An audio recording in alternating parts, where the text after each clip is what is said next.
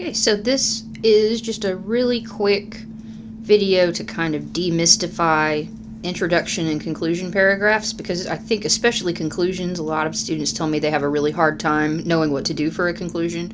So I'm trying to show those to you really quickly by giving you a visual to help you think about it, and then just sort of walking you through some steps. And these work for most any introduction and conclusion in an essay. So for an introduction, it can help to think of it as sort of an upside down triangle, in the sense that you move from something very broad to something really specific. So a good start is to just introduce your topic really generally, give whatever context is necessary. So that's the broad part.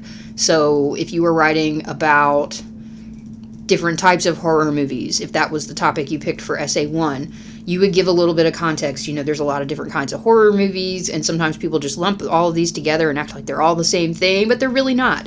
And then you move down to narrowing or specifying what you're going to talk about and what issue you're going to raise. So in this case, I might start clarifying that what some of those different types are, or that there are important differences that need to be acknowledged and you don't want to treat them all the same. Something along those lines, like that there could be some issue with classifying them all together, why it's worth acknowledging differences.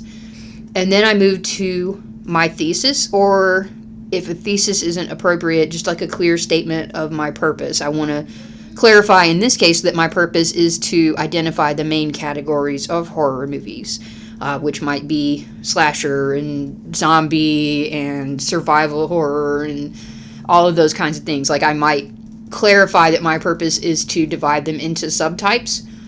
If I'm making an argument, this is where I give my thesis of what position I'm going to take.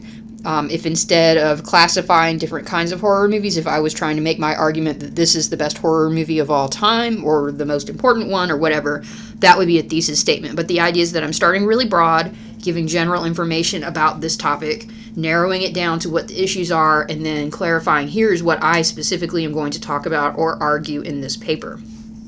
Conclusions flip that around, and now you go from specific to broad. So I'd start by kind of restating my thesis. I know that's a lot of times the direction you get. It doesn't have to go exactly like that, but just sort of signal that I'm done.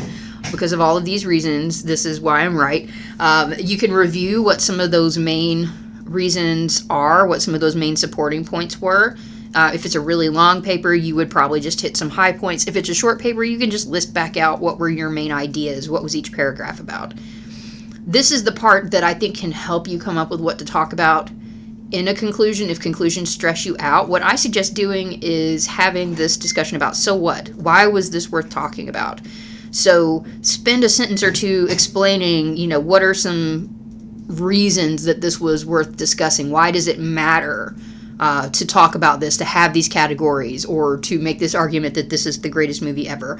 Or why does it matter to give someone this advice about how to get through this situation? Whatever it is, that so what question can give you that missing piece of the conclusion that a lot of people I think are missing, where they're like, okay, I restated my thesis and then I gave my 3 reasons why it was right, and now I don't know what else to do. It feels like it's not done. That so what question is what else you can add so that you've got what feels more like a full conclusion, and it does justify the time you spent besides just my teacher made me do this.